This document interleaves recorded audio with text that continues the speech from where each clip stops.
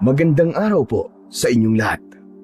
Ang kwentong inyong mapapakinggan ay tungkol sa binatang si Jordan na nagtungo sa Isla Pulang Buwan upang hanapin ang nawawala niyang kapatid. Sa islang yun ay makikilala niya si Kapitan Rigor na walang pag-aalinlangan tinulungan siya sa kanyang paghahanap. Ngunit habang tumatagal, si Jordan sa islang yun ay unti-unting nakakaramdam ng kakaiba sa mga taong naninirahan sa Isla Pulang Buwan. Ano-anong sikreto kaya ang matutuklasan Jordan sa isla na yon? Mahahanap ba niya ang nawawala niyang kapatid? At magagawa ba niyang makaalis sa islang yon ng buhay sa oras na malaman niya na yon ay isla na pinamumugaran ng mga aswang? Ngunit bago po ang lahat mga idol, huwag po nating kalimutan mag-subscribe at i-hit ang notification bell sa aking YouTube channel na Apong Isaak at The Voice Addict para sa mas marami pang makapigil hiningang kwentong aswang at katatakutan mula sa mundo ng kababalaghan. Umpisahan na po natin ang kwento. Bro, sigurado ka na ba talaga sa gagawin mo to? Talagang pupunta ka sa islang yun ng mag-isa? Hindi ba inaaya kita pero ayaw mo? Kaya ako na lang, Benjo. Sakto kasi na sa makalawalang anniversary namin ni John eh. Kilala mo naman yun, di ba? Ayaw nun na may napapalampas na special occasions. Aawain na naman ako nun, panigurado eh. Kaya nga ako na lang, di ba? Basta, ikaw na munang bahala sa bahay ko. Nasa iyo naman ang susi at kukunin ko na lang kapag nakabalik na ako. Yung aso ko huwag mong kalimutan. Pakainin mo Bro, hindi ka na ba talaga mapipigilan? Kasi para bang... Bro, ano kaya kung ipaubaya mo na lang yun sa mga pulis? Hayaan mo na silang maghanap sa kuya mo. Mga pulis na wala namang ginagawa para hanapin si Kuya Austin. Bro, 1 buwan nang nawawala si Kuya. Kailangan ko ng kumilos ba? Pati parents namin nag-aalala na dahil sa kanya eh. Nasa maliit na pantalan ang magkaibigang Jordan at Benjo ng madaling araw na yon. Inihatid si Jordan doon ni Benjo gamit ang kotse nito. Hinintay lang ni Jordan ang bangka na maghahatid sa kanya. Doon na nga sa Isla Pulang Buwan, ang isla kung saan huling pumunta ang kanyang nakatatandang kapatid na si Austin. Si Austin ay isang pulis na pinadala sa Isla Pulang Buwan dahil may mga tao na nagpunta roon na nawawala rin. Ngunit nang ang kapatid niya ang magpunta roon para mag-imbestiga, ay isa na rin ito sa mga nawawala. Dumulog sila sa mga pulis para humingi ng tulong. Ngunit tila ang mga yon ay takot na magpunta sa naturang isla at matulad sa sinapit ng kapatid ni Jordan. Kaya nagdesisyon siya na siya na mismo ang pumunta sa Isla Pulang Buwan para hanapin ang kanyang kuya Austin.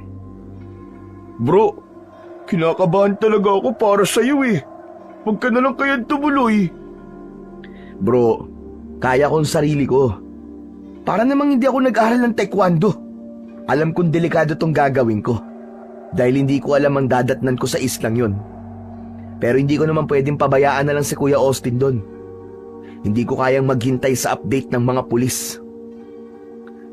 Benjo, alam mong sobrang bait ni Kuya. Siyang nagpaaral sa akin, kaya gusto kong suklian ang kabutihan niya sa ganitong paraan man lang. Ay nako, sige bahala ka na nga. Mukhang hindi na talaga kita mapipigilan eh. Basta bro mag-iingat ka dun Saka mag-update ka palagi sa akin. Kapag may problema, mag-chat o tawagan mo kaagad ako. Oo naman, huwag ka mag-alala. Hindi pwedeng hindi ako mag-update sa'yo. Lalo na kapag nakita ko na si Kuya. Hayaan mo bro, ipagdadasal ko na makita mo na kaagad ang Kuya Austin mo dun. Salamat bro. Malaking bagay yan para sa akin. Makalipas ang ilang sandali, isang maliit na bangka ang dumating. Isang matandang lalaki na bangkero ang sakay nun. Lumapit si Jordan sa bangkero at tinanong niya kung ito si Mang Abel. Tumango naman ang matanda bilang pagtugon. Si Mang Abel ang tanging bangkero na pumayag na ihatid siya sa Isla Pulang Buwan.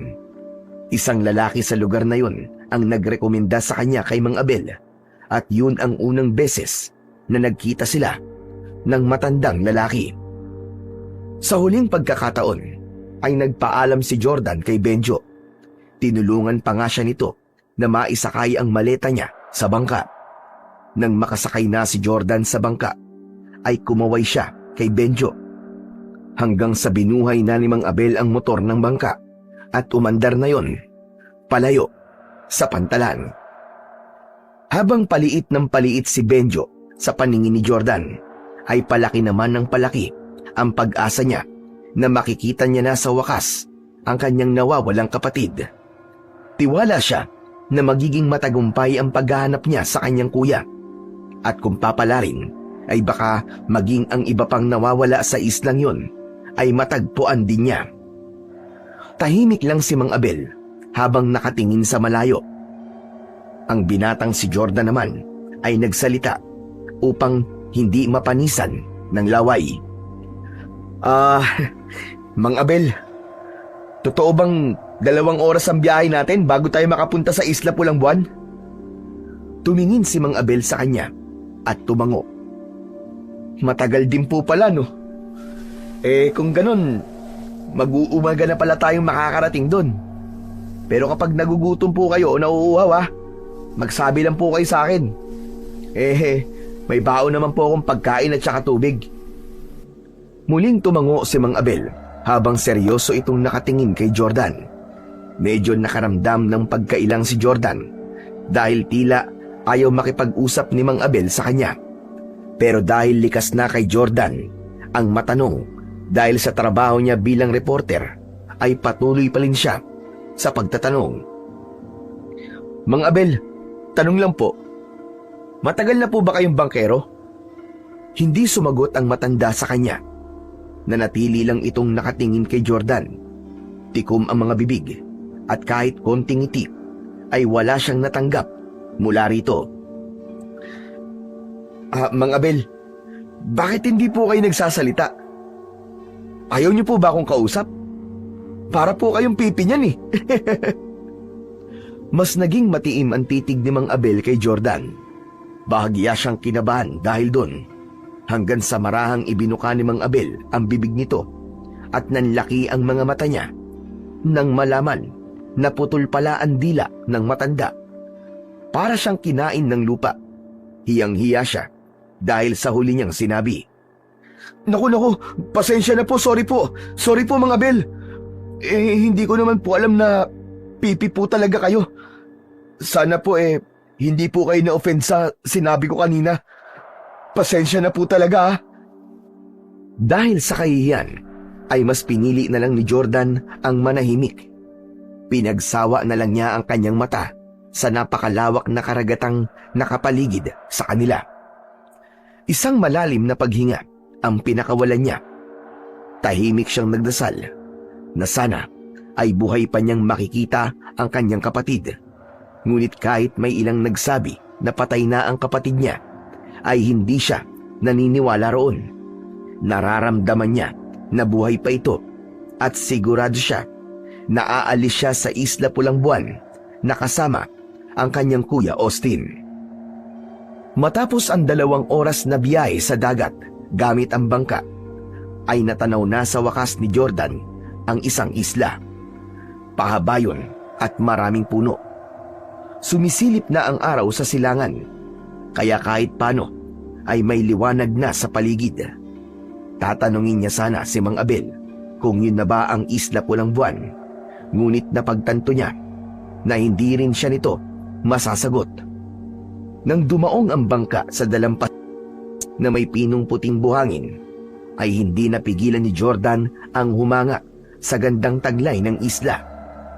Banayad ang hampas ng alon sa pampang na parang musika sa kanyang pandinig.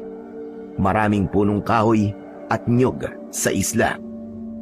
Ang buong isla ay tila isang paraiso. Ang mga bahay na nakikita ni Jordan ay puro gawa sa kawayan at sa pawid. Unang ibinaba ni Mang Abel ang maleta ni Jordan. Nang bumaba na si Jordan sa bangka, ay nagtaka siya nang biglang hawakan ni Mang Abel ang braso niya. May takot sa mga mata nito habang marahang umiiling. Hindi na intindihan ni Jordan ang ibig sabihin na yon ni Mang Abel, kaya ngumiti na lang siya rito. Inilabas niya ang kanyang wallet at iniabot niya rito ang bayad niya. Nako Mang Abel, munti ko na makalimutan ang bayad ko sa inyo ah. Dinagdagan ko na po yan ah. Basta balikan niyo po ako rito sa susunod na linggo. Ganitong oras din po. Maraming salamat po Mang Abel.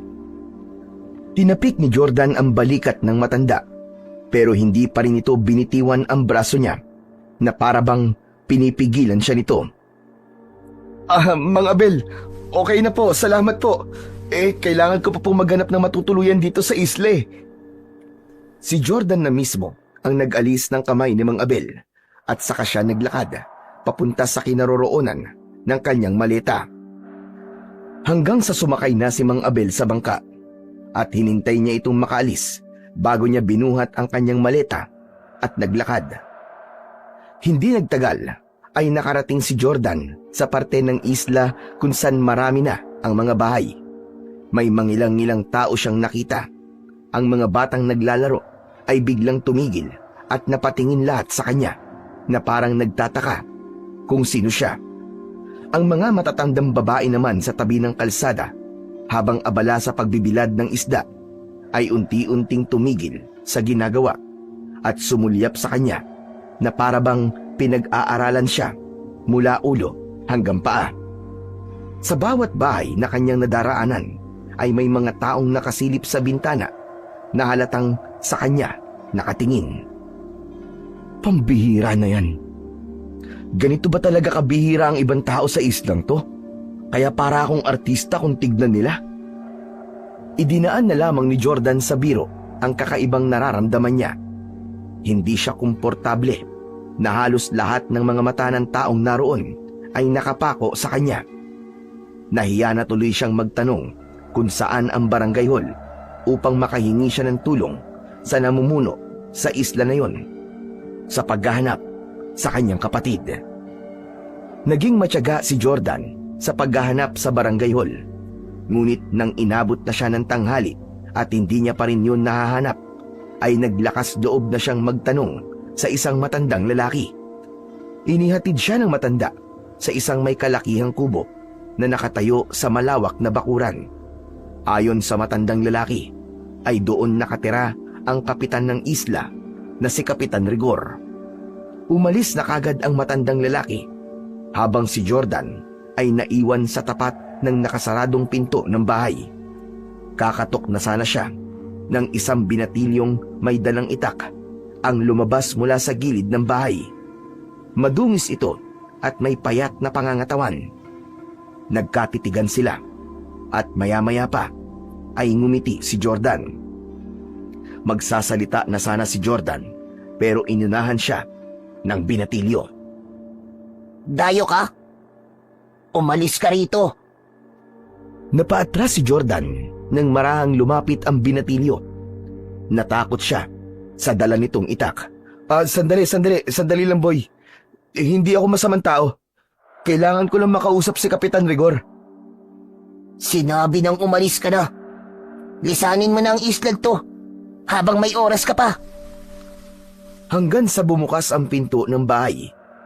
Mula roon ay lumabas ang isang matangkad na lalaki na may matipunong pangangatawan. May makapal itong bigote at maangas na muka. Matias, bakit mo tinatakot ang bisita sa ating isla? Bumalik ka na sa likod at tapusin mo na ang ginagawa mo ron. Tinapunan siya ng matalim na tingin ng binatilyo bago ito bumalik sa likod ng bahay, habang ang lalaki ay magiliw na hinarap si Jordan. Pasensya ka na sa ampong kong si Matias. Ganun talaga yon. Galit sa mga dayo sa islang ito. Kaya nga po Akala ko nga po tatagain na niya ako Hindi naman siya nananakit. Sadyang nakakatakot lang para sa mga hindi nakakakilala sa kanya ang kilos at pagsasalita niya. Oo nga pala, ngayon lang kita nakita rito. Ano bang pangalan mo? Ako po si Jordan, Kapitan Rigor. May pinagtanungan po akong matandang lalaki kasi hinahanap ko po ang barangay hall. Ang sabi niya po wala raw barangay hall sa islang to. Kaya dito niya po ako dinala sa bahay niyo mismo. Maliit lang kasi ang budget na nakukuha namin. Kaya wala kaming kakayahang magpatayo ng barangay hall. Kaya kapag merong problema ang mga tao, ay dito na lang sila nagpupunta sa bahay ko. Kung ganun po, kayo po talaga ang kapitan dito. Ako nga, may kailangan ka ba sa akin? Meron po Tungkol po sa kapatid ko na nawala po sa islang to.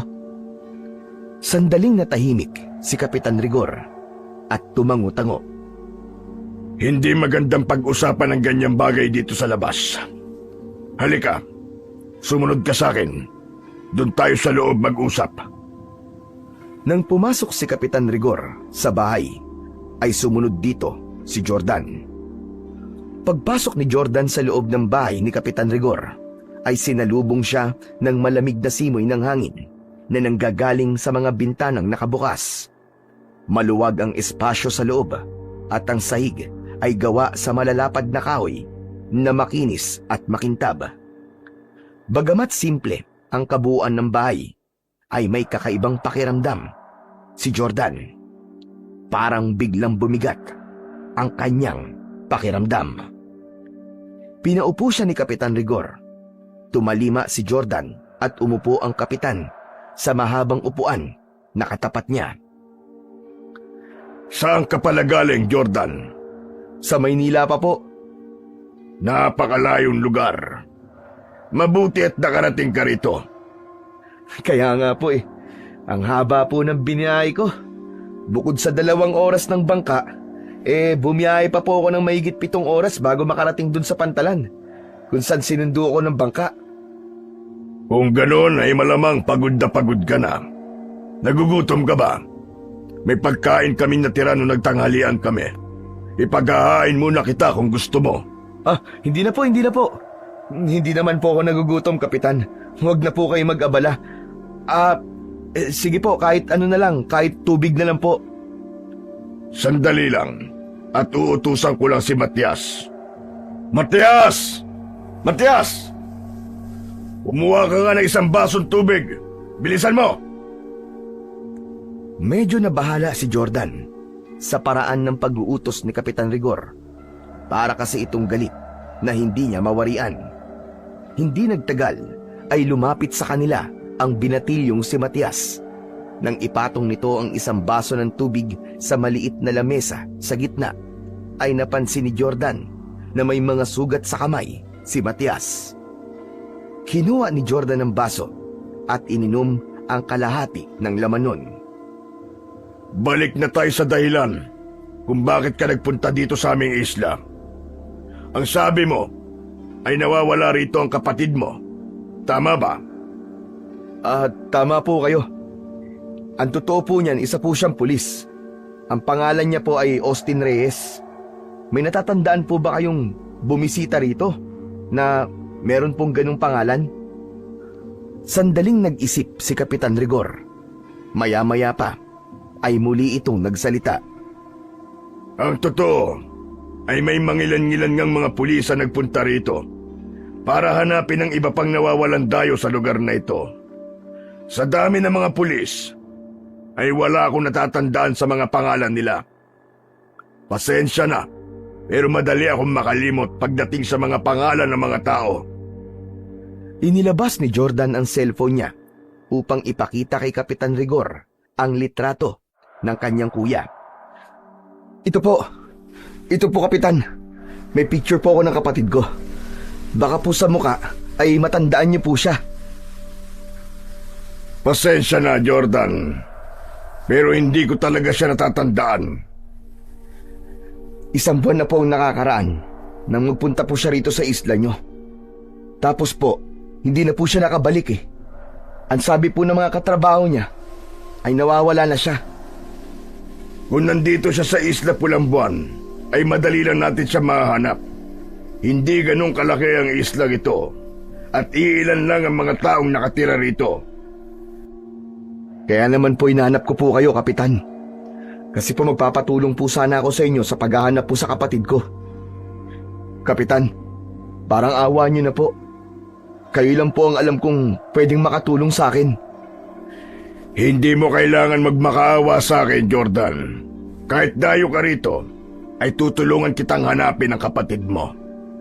Oo nga pala, may matutuluyan ka na ba habang nandito ka sa isla? Yun na nga po eh. Isa pa po yan sa problema ko.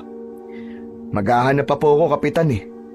Sana po meron akong mahanap bago dumilim. Dito ka na lang sa bahay ko tumuloy habang nandito ka. Bukas ang tahanan ko para sa mga dayong kagaya mo. Po, sigurado po ba kayo, Kapitan? Sigurado ako, Jordan. Saka wala ka rin mahanap na matutuluyan dito sa isla. Wala ritong resort o kaya ay hotel. Ang totoo, ay plano sana naming palawigin ang turismo dito sa isla. Pero hindi namin magawa dahil halos taon-taon ay merong mga taong nawawala rito. Iniisip tuloy ng marami na isinumpa ang Isla Pulang Buwan kahit parang paraiso ang lugar na ito. Tinang-ayunan naman ni Jordan ang sinabi na yon ng Kapitan. Tunay nga na malaparaiso ang Isla Pulang Buwan. At sigurado siya na dadagsa roon ang mga turista kung wala lang nakakabit na misteryo sa islang yon. O paano, iho? Dito ka na muna tumuloy sa bahay ko. Sige po. Maraming salamat po talaga, Kapitan. 1 linggo lang naman po ako rito. Kapitan, magkano po pala ang dapat kong bayaran? Iho, hindi hotel ang bahay ko para magbayad ka. Libre lang ang tulong ko na to sa'yo. Pero Kapitan, nakakahiya naman po. Huwag ka nang mahiya. Isipin mo na lang na bisita ka namin. Halika na. Dadalhin na kita sa magiging kwarto mo para makapagpahinga ka na. Tumayo si Kapitan Rigor at sumunod naman si Jordan. Dinala siya nito sa isang silid na malapit sa kusina. Sa halip na pinto ay isang makapal na kurtinang kulay itim lamang ang nagsisilbing tabing sa pintuan. Maliit lang ang espasyo ng kwarto. Meron dumpapag para sa isang tao na may nakalatag na banig. Meron dong isang unan at kumot. Sa tabi ng papag ay may maliit na mesa kung saan may nakapatong na lampara. Sa gawing kaliwa ng kwarto ay may maliit na bintanang kawayan. Pasensya ka na at maliit lang ang bakanting kwarto dito sa bahay ko. Nako Kapitan, ayos na po ito. Kahit maliit po, mukhang maaliwalas naman po eh. Siya nga pala, walang kuryente dito sa isla ha. Kaya kapag gabi na, ay sindihan mo na lang yan lampara. Wala kaming aircon o kahit electric fan. Pero huwag ka mag-alala, kasi malamig ang klima dito sa isla, lalo na kapag sumapit ang gabi. Kapag gagamit ka naman ng banyo, ay nasa likod lang ng bahay ang palikuran. May balon doon. Ikaw na ang bahalang umigib ng tubig. O sige, iiwan na muna kita, nang sa ganun ay makapagpahinga ka na. Muling nagpasalamat si Jordan kay Kapitan Rigor. Nang lumabas na ito ng kwarto, ay inilagay niya ang maleta sa isang sulok. Umupo siya sa gilid ng papag habang hawak ang kanyang cellphone. Tinignan ni Jordan ang litrato ng kanyang kuya Austin sa cellphone niya at muli siyang inatake ng lungkot at pag-aalala. Unang araw pa lang niya sa isla ay naramdaman na niya na mahihirapan siyang hanapin ito dahil mismong ang kapitan na ay hindi kilala ang kanyang kapatid. Huwag ka mag-alala, kuya. Hahanapin kita at hindi ako papayag na hindi kita kasamang uuwi sa bahay ni na mama at papa. Ipinatong ni Jordan ang cellphone sa tabi ng lampara at humiga na siya. Dahil sa labis na pagod ay mabilis siyang nakatulog. Madilim na nang magising si Jordan. Ang plano niya sana ay idlip lang ang gagawin niya. Ngunit dahil sa presko sa silid na kinaroroonan niya, ay napasarap ang kanyang pagtulog. Bumangon siya at kinuha ang kanyang cellphone. Gamit ang flashlight ng cellphone, ay hinanap niya ang posporo at sinindihan niya ang lampara. Bumaha sa kwarto ang malamlam na liwanag. Sa paglabas niya sa kwarto, ay nakita niya na nasa kusina sina Kapitan Rigor at Matias. Nakaupo ang mga yon sa may hapagkainan. Sa gitna ng lamesa ay merong lampara. May nakahain doon na mainit na kanin at adobong baboy. Gising ka na pala, Jordan. Halika, kumain na tayo. Kanina ka pa namin hinihintay ni Matias. Hindi niyo na po ako dapat hinintay. Nauna na po sana kayong kumain. Hindi yun pwede. Kapag may bisita kami dito, ay dapat kasabay namin kakain. Sige na, maupo ka na. Matapos umupo ni Jordan, ay nagsimula na silang kumain. Habang kumakain, ay lihim na pinagmasdan ni Jordan sina Kapitan Rigor at Matias. Napansin niya na halos hindi makakilos ng maayos si Matias dahil palagi itong pinupuna ng kapitan.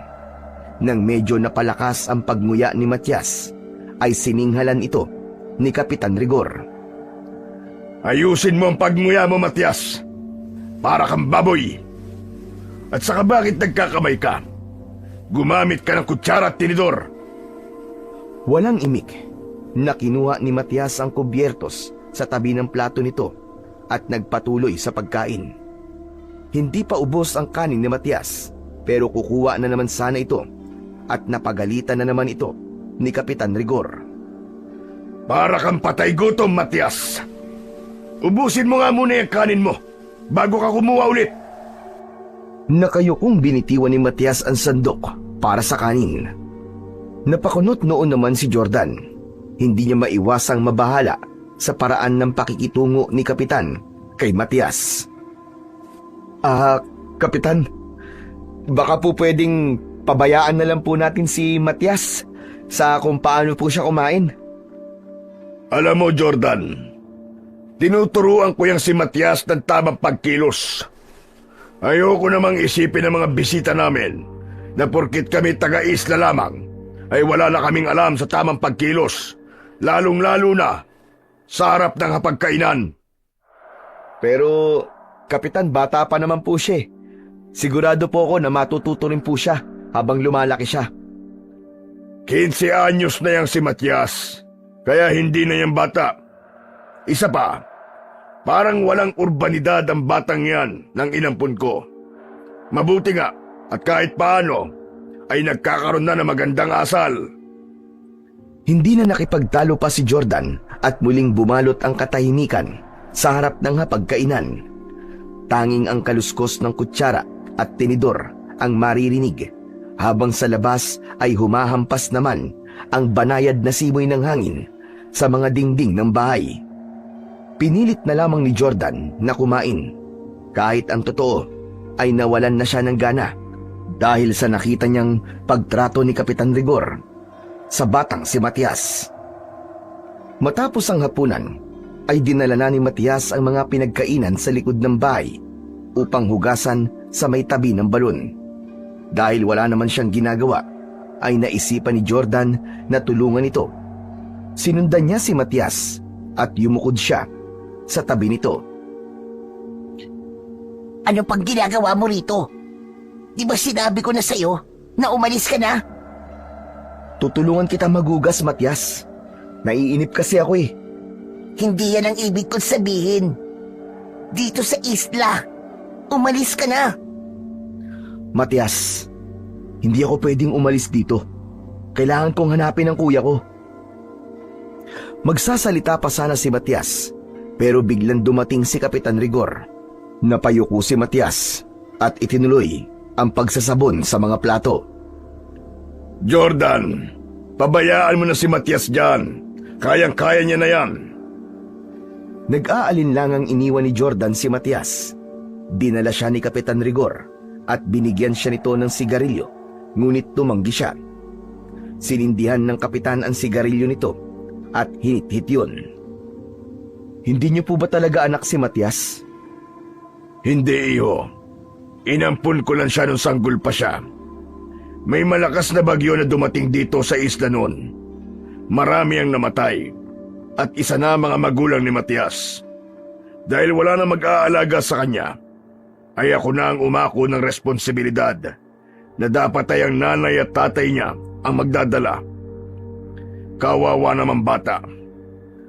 Pasensya na po pero makikialam na po ako.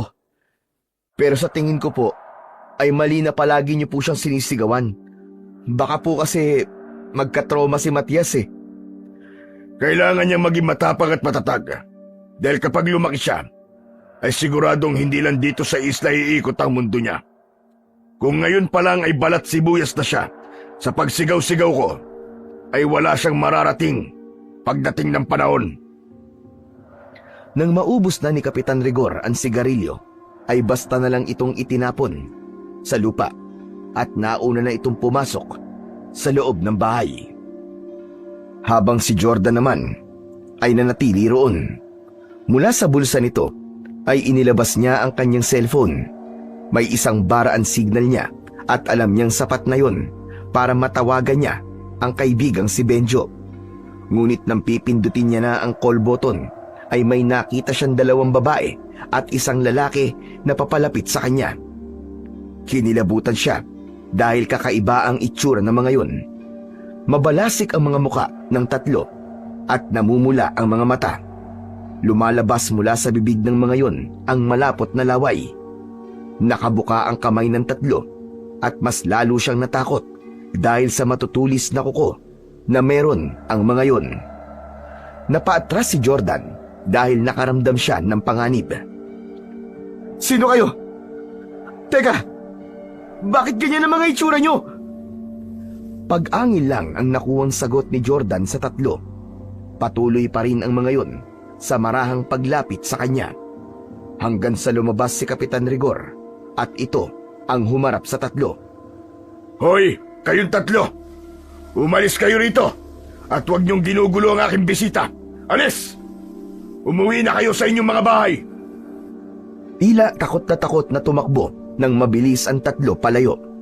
Kahit paano ay nakahinga ng maluwag si Jordan. Nang humarap sa kanya si Kapitan Rigor, ay agad niya itong kinausap. Pambihira! Huh! Nakakatakot naman po yung tatlong yun, Kapitan. Bakit po ganun ang itsura nila? Para silang mga halimaw. Halimaw?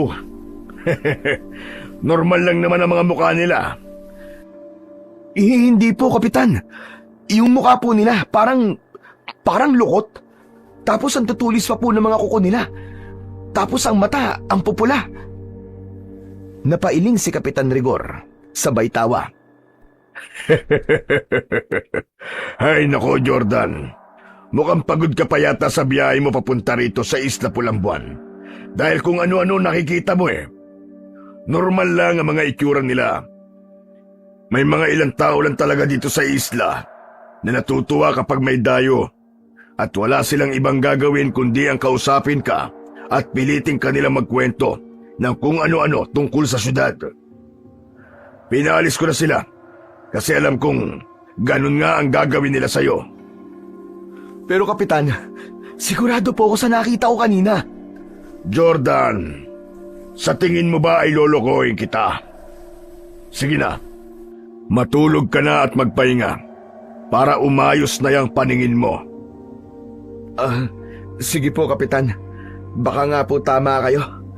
Baka nga po pagod lang to. Naguguluhan na pumasok si Jordan sa bahay at dumiretso sa kanyang kwarto. Pagkahiga niya sa papag ay napatitig siya sa kawalan habang iniisip kung namalikmata lang ba siya o totoong mga halimaw ang mga taong nakita niya sa labas kanina. Nakatulog na lang siya nang hindi nahahanap ang kasagutan sa gumugulo sa kanyang isipan. Kinaumagahan ay maagang nagising si Jordan. Pagkalabas niya ng silid, ay nadatnan niyang gising na rin si Kapitan Rigor at Matias. Matapos ang almusal, ay inaya si Jordan ni Kapitan Rigor na hanapin ang kanyang kuya Austin. Nawala na sa isip ni Jordan ang nangyari nung nakaraang gabi dahil ang nasa isip niya ay ang hanapin ang nawawala niyang kapatid. Naglakad sila papunta sa kabahayan at bawat taong nakakasalubong nila ay tinatanong nila at ipinapakita naman ni Jordan ang litrato ng kapatid niya na nasa kanyang cellphone. Nagbahay-bahay din sila pero lahat ng napagtanungan nila ay walang nakakakilala sa kanyang kapatid. Habang patuloy ang kanilang pag-iikot, ay napansin ni Jordan na pasimple at pailalim pa ang tingin sa kanya ng mga tao sa isla. Kahit nakatalikod siya, ay ramdam niya ang napakaraming mga matang nakasunod sa kanya. Pagsapit ng alauna ng hapon, ay umuwi na sina Jordan. Pagod na pagod siyang umupo, habang si Kapitan Rigor ay nagtungo sa kusina. Pagbalik nito sa sala, ay inabutan siya nito ng isang baso ng tubig. Tinanggap yun ni Jordan, pero hindi niya kagad ininom. Jordan, bukas na tayo magpatuloy sa pagtatanong sa mga tao. May mga kabahayan pa sa dalampasigan na hindi pa natin napupuntahan. Nagtataka lang po ako, Kapitan. Bakit po kahit isa ay walang nakakakilala sa kuya ko? Sigurado po ako na dito po siya nagpunta para mag-imbestiga. Imposible naman po na walang makakaalala sa mukha niya. Alam mo kasi, mainit kami tumanggap ng bisita dito sa isla. Pero ang buhay namin ay nakatuon pa rin sa mga gawain namin. Marami kaming kailangang gawin para may maihain kaming pagkain sa aming mesa. Kaya madalas ay nakakalimutan na namin ang mukha at pangalan ng mga taong dumadayo dito. Parang gusto ko na po tuloy mawalan ng pag-asa. Kung walang nakakakilala kay kuya, ay mahihirapan po tayo mahanap siya o malaman po kung ano nangyari sa kanya. Huwag kang mawalan ng pag-asa, Jordan. Maging masyaga ka lang. Kapag wala talaga siya rito sa isla, ay tutulungan kitang hanapin siya sa mga isla na medyo malapit dito. Nako, maraming salamat po, Kapitan, ngayon pa lang. Napakabuti niyo po sa akin. Kung wala po kayo, hindi ko po alam kung paano sisimulan ang paghahanap sa kapatid ko. Sinabi ko naman sa'yo, di ba? Tutulungan kita. Hindi kita maaaring pabayaan dahil bilang bisita ka sa aking bahay, ay responsibilidad kita kahit paano. Hindi napigilan ni Jordan ang pagsilay ng matamis na ngiti sa kanyang labi. Labi siya nagpasalamat sa Diyos dahil naniniwala siya na ang nasa itaas ang gumawa ng paraan upang magtagpo ang landas nila ni Kapitan Rigor. Sa mga sumunod na 2 araw, ay halos hindi na nagpahinga si Jordan. Umaga pa lang ay naglalakad na siya sa bawat sulok ng Isla Pulang Buwan. Hindi na siya nasamahan ni Kapitan Rigor sa pangatlong araw ng paghahanap dahil sa may mga kailangan itong gawin. Isa-isa niyang nilapitan ang lahat ng bahay. Kumatok siya sa bawat pinto at ipinakita ang litrato ni Austin sa kanyang cellphone. Ngunit paulit-ulit lamang ang naririnig niyang sagot sa mga tao. Hindi kilala ng mga yun ang kapatid niya. Matapos ang mahabang araw ng paghahanap, ay naupo si Jordan sa ilalim ng isang punong malapit sa baybayin habang hawak ang kanyang cellphone. Tinititigan niya ang larawan ng kanyang kuya Austin. Kuya, sana magpakita ka na sa akin. Sana alam mo na hinahanap kita. Halos lahat na yata ng tao sa islang to nakausap ko na. Pero bakit wala kahit isa sa kanila ang nakakakilala sa'yo na para bang hindi ka nagpunta sa islang to? Bago pa tuluyang mawalan ng pag-asa, ay tinawagan na ni Jordan si Benjo. Agad namang sinagot ng kaibigan niya ang tawag niya. Bro! Oh bro! Buti naalala mo pa ako. 3 araw kang walang paramdam ah. Sorry Benjo ah. Sobrang busy kasi ako sa paghahanap dito kay Kuya Austin eh. Ano? Kumusta naman ang paghahanap mo sa kanya? May balita na ba? Ewan bro, parang nawawala na ako ng pag-asa. Lahat na yata ng tao dito napagtanungan ko na kung kilala ba nila si Kuya Austin o natatandaan ba nila ang mukha ni Kuya. Pero pare-pareha silang hindi kilala ang kapatid ko, hindi raw nila nakita rito. Ano? Talaga? Seryoso ba yan? Parang imposible naman na kahit isa ay wala makakakilala sa kanya. Teka bro, sigurado ka ba na sa tamang isla ka? Bro, sigurado ako. Nasa Isla Pulang-Buwan ako 100%. Bro, baka naman may suggestion ka dyan na pwede kong gawin. Sandali lang bro at mag-iisip lang ako. Isang mahabang katahimikan ang namayani sa pagitan ni na Jordan at Benjo. Makalipas ang ilang segundo ay muling nagsalita si Benjo. Bro, kung hindi siya kilala ng mga tao dyan, ano kaya kung hanapin mo siya sa iba pang parte ng isla? Meron ba diyang mga gubat o bundok? Meron bro. Yun naman pala Doon mo siya hanapin. Malay mo, nandun siya bro. Oo nga no. Siguro nga tama ka. Baka nga makakita rin ako dun ng clue kung nasan ba talaga ang kuya ko. May mga sasabihin pa sana si Benjo, pero nagsimula nang maging choppy ang linya. Nang tignan ni Jordan ang signal ng cellphone niya, ay nakita niya na mahina na yun. Nais pa sana niyang makausap ng matagal si Benjo, pero napilitan na siyang tapusin ang tawag dahil hindi niya na ito maintindihan. Hindi na siya nagtagal sa kinauupuan niya. Tumayo na siya at nagsimulang maglakad patungo sa bahay ni na Kapitan Rigor. Pagdating ni Jordan sa bahay ng kapitan, ay tanging si Matias ang naabutan niya roon. Abala ang binatilyo sa pagbubungkal ng lupa sa gilid ng bahay kung saan nakatanim ang iba't ibang gulay. Sandaling napahinto si Matias nang makita siya. Matalim ang tingin nito sa kanya na para bang may nagawa siyang malaking pagkakamali rito. Simula nang dumating sa islang yon si Jordan, ay hindi pa siya nagkaroon ng pagkakataon na makausap ng maayos si Matias. Palagi nitong sinasabi na umalis siya sa isla sa dahilang hindi niya alam. Lumapit si Jordan kay Matias at pinanood ito sa ginagawa nito. May pritong saging sa kusina. Ang sabi ni Kapitan, kung nagugutom ka raw, ay kumain ka na lang daw doon. Busog pa ako, Matias Pero salamat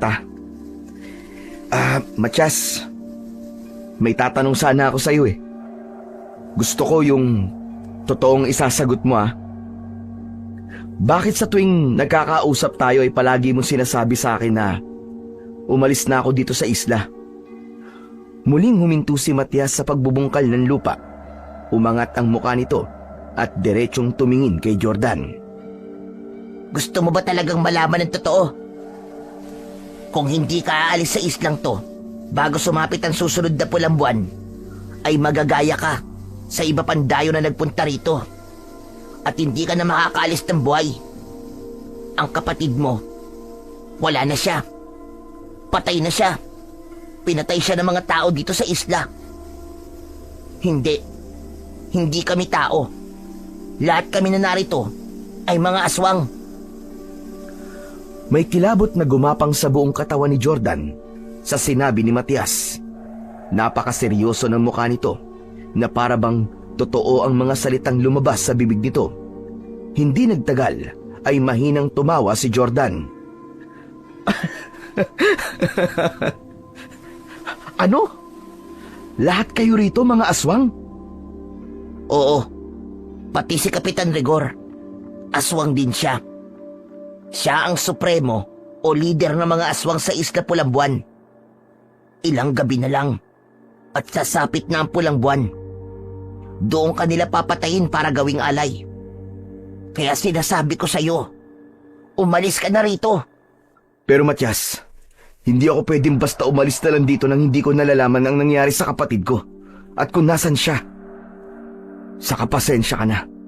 Pero hindi ako naniniwala sa mga aswang, Matias. Alam ko na hindi mo gusto na narito ako. Kaya siguro'y gumagawa ka ng kwento para umalis ako. Pero kahit na anong pananakot ang gawin mo, ay hindi mo ako mapapaalis, Matias. Ano ka ba? Totoo sinasabi ko sa'yo. Kailan ka pa maniniwala? Kapag huli na ang lahat? Kapag ikaw naman ang pinatay? Matipid na ngumiti si Jordan sa binatilyo. Para sa kanya, ay wala nang saysay ang makipag-usap pa rito dahil kung ano-ano na ang lumalabas sa bibig nito. Iniwanan na niya si Matias. Nagtungo na siya sa kwarto niya upang ipahinga ang katawan niyang pagod sa maghapon na paghahanap sa kanyang kapatid. Labis na nabahala si Jordan sa mga sinabi sa kanya ni Matias. Kaya kinabukasan, habang kasama niya si Kapitan Rigor sa pag-iikot sa isla upang hanapin ang kanyang kuya, ay ipinaalam niya kay Kapitan Rigor ang mga sinabi sa kanya ni Matias nung nakaraang araw. Lahat ng sinabi ni Matias, gaya ng lahat ng tao sa islang yun, ay aswang. At mamamatay siya kapag hindi siya umalis bago sumapit ang pulang buwan, ay sinabi niyang lahat sa kapitan. Malakas na tumawa si Kapitan Rigor. Sinabi niya yon. Siraulo talaga tong Matias na to. Huwag kang maniwala kay Matias. Sinungaling ang batang yon, Jordan. Alam mo ramdam ko kasi na ayaw kanya na nakatira sa bahay ko. Kaya kung ano-anong kasinungalingan na lamang ang sinasabi niya para takutin ka. Gusto niya siguro na umalis ka na rito sa isla. Yun na nga rin po ang naisip ko, Kapitan eh. Hindi po ako manhid para hindi maramdaman ang mabigat na loob ni Matias sa akin. Saka kung aswang kami, hindi ba dapat nung unang gabi mo pa lang dito ay pinatay ka na namin? Tama po kayo. Isa pa, hindi po kasi ako naniniwala sa mga aswang-aswang eh. Alam ko po nakatang-isip lang sila para gawing panakot po sa mga bata. Pero, Kapitan, maiba po ako. Halos lahat po kasi ng bahay at mga tao rito sa isla ay napagtanungan na natin. Ano po kaya kung sa gubat naman po tayo sunod na maghanap sa kapatid ko?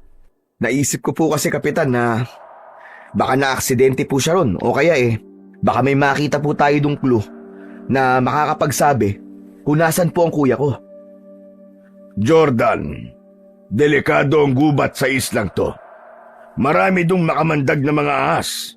Lahat kami rito ay iniiwasan ang gubat na yon dahil ayaw naming mabiktima ng mga ahas doon. Ay, kung ganun, mas lalo po akong dapat na magpunta sa gubat. Baka po nagpunta dun si kuya tapos inatake po siya ng mga ahas. Kapitan, kung maaari po sana samahan niyo po ako ngayon sa gubat. Sige na po, parang awa niyo na po. Napabuntong hininga si Kapitan Rigor, sabay iling. O sige, sasamahan kita. Pero sandali lang tayo ron. Hindi tayo pwedeng magtagal ron. Matapos ang pagpayag ni Kapitan Rigor, ay tahimik silang naglakad papalayo sa kabahayan, patungo sa gubat sa isla. Makapal ang mga punong kahoy doon, at bawat hakbang nila ay may kasabay na langit-ngit ng mga tuyong daon at sanga sa ilalim ng kanilang paa. Mabagal at maingat ang kilos ni Jordan habang pinagmamasdan ng paligid. Umasa siya na makakakita siya ng palatandaan na nagpunta roon ang kanyang kapatid. Habang patuloy silang lumalalim sa gubat, ay nagkaroon si Jordan ng pakiramdam na parang may mga matang nakatingin sa kanila. Makalipas ang ilang minuto, ay nakita ni Jordan sa unahan nila ang isang napakalaking puno ng balete. Napakaraming baging ang nakalaylay mula sa matataba nitong mga sanga. May kilabot na naramdaman si Jordan habang naglalakad palapit sa balete, ngunit napahinto siya nang mapansin niyang wala na sa tabi niya si Kapitan Rigor.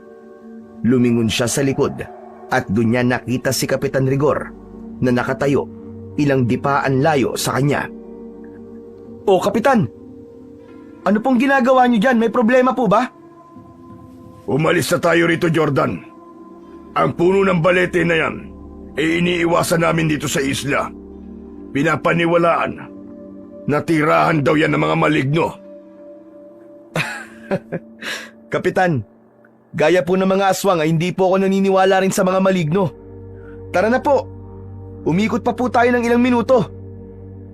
Kung gusto mong ipagpatuloy ang pagganap sa kapatid mo sa gubat, ay ikaw na lang.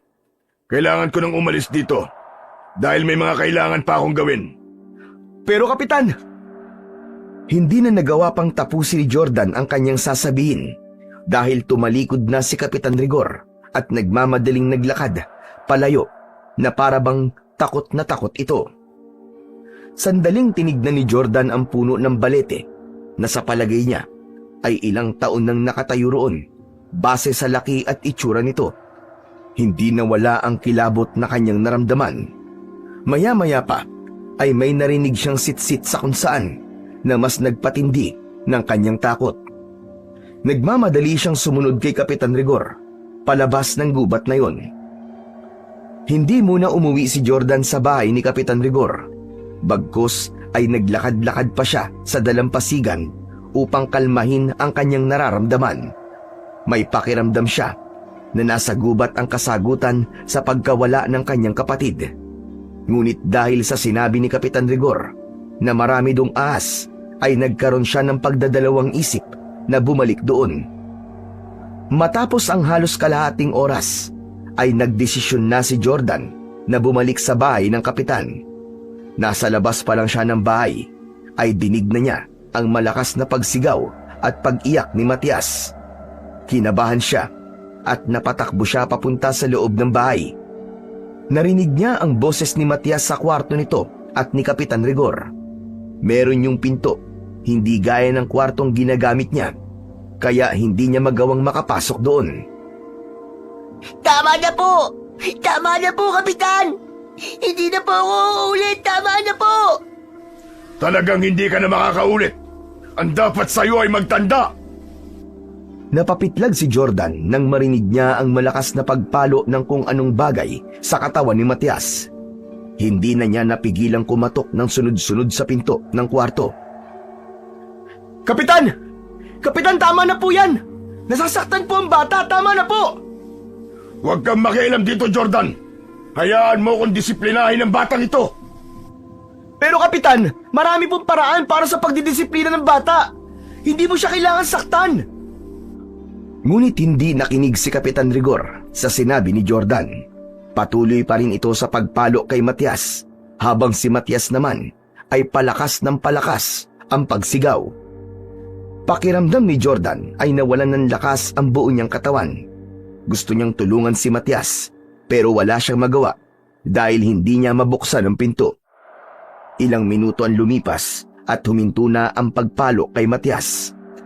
Tanging ang mahihinang hikbi na lamang ni Matias ang naririnig niya.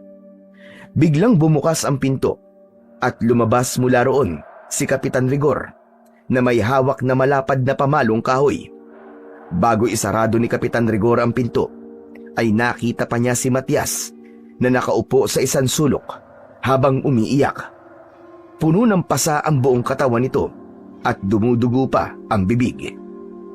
Bubuksan sana ni Jordan ang pinto para lapitan si Matias, ngunit biglang nagsalita si Kapitan Rigor.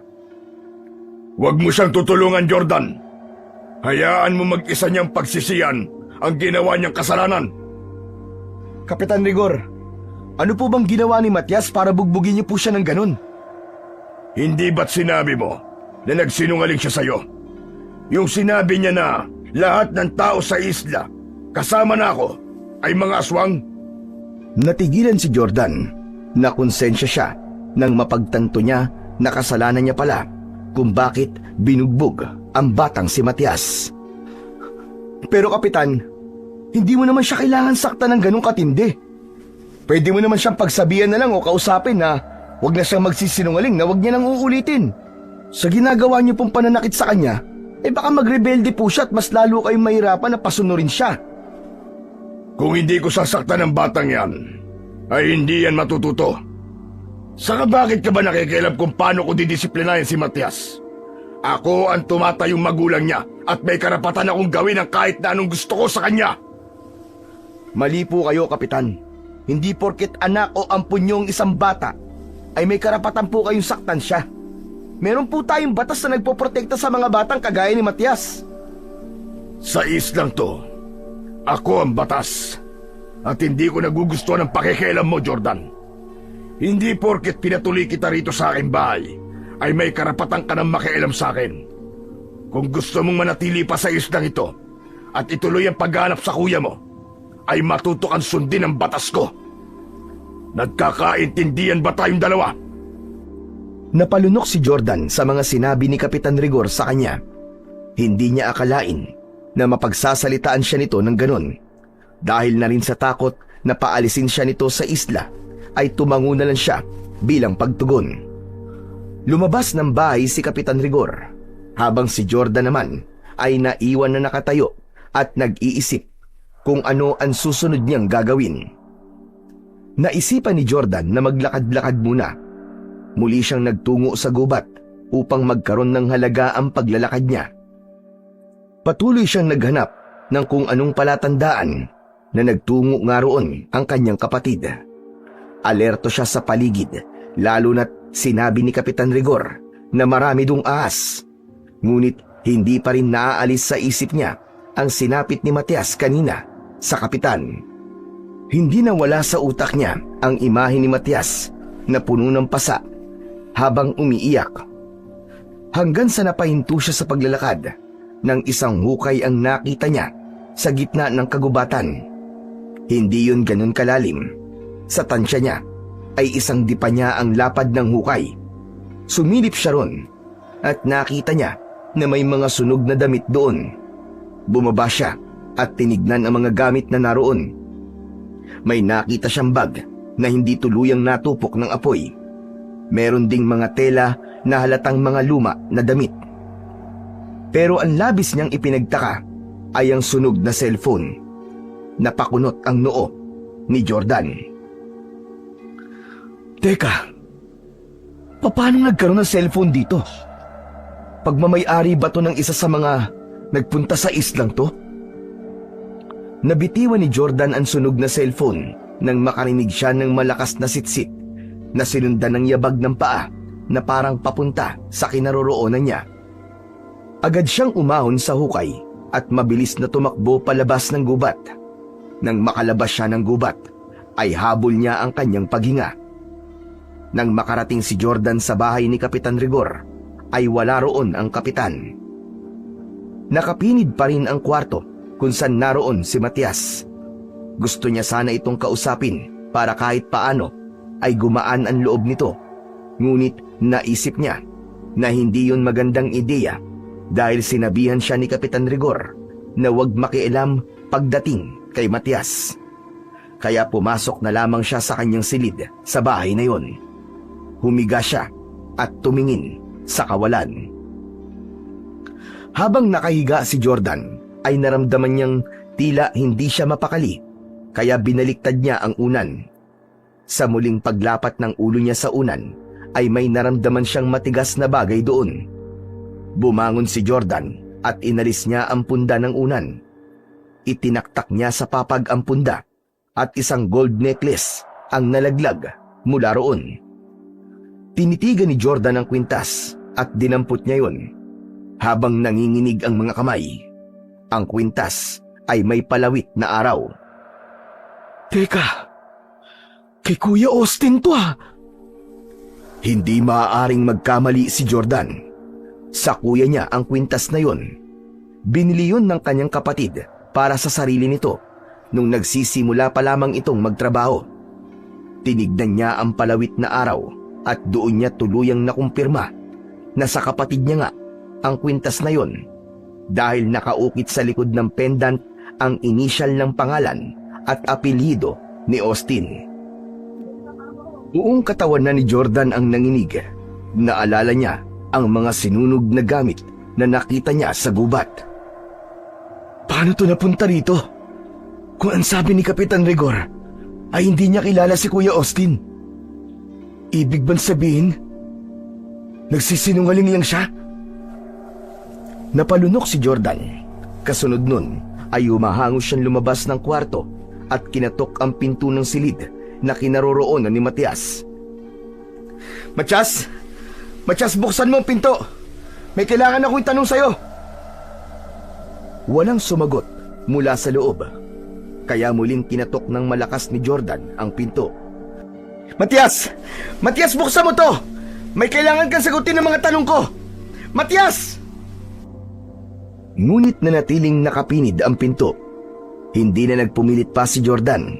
Tumalikod na siya para hanapin si Kapitan Rigor at kumprontahin. Ngunit nang nakatalikod na siya, ay narinig niya ang pagbukas ng pinto. Muli siyang humarap at nakasilip na si Matias sa pinto habang matiim na nakatingin sa kanya. Pumasok si Jordan sa silid at isinarado niya ang pinto. Siniguro niyang nakakandado yon. Bumalik si Matias sa isang sulok at doon naupo habang nakayakap sa mga tuhod. Nilapitan ni Jordan ang binatilyong hindi makatingin ng diretsyo. Lumuhod siya sa harapan nito at ipinakita niya ang kwintas ng kanyang kuya. Matias, sa kuya ko ang kwintas na to. Bakit nakita ko to sa kwartong ginagamit ko? Paano to napunta ron? Kung ang sabi ni Kapitan Rigor ay hindi niya kilala ang kuya ko. Hindi mo pa rin ba nakukuha hanggang ngayon? Nagsinungaling lang si Kapitan Rigor sa'yo. Hindi lang siya nagsisinungaling, kundi ang lahat ng tao dito sa baryo. Ano? Anong ibig mong sabihin?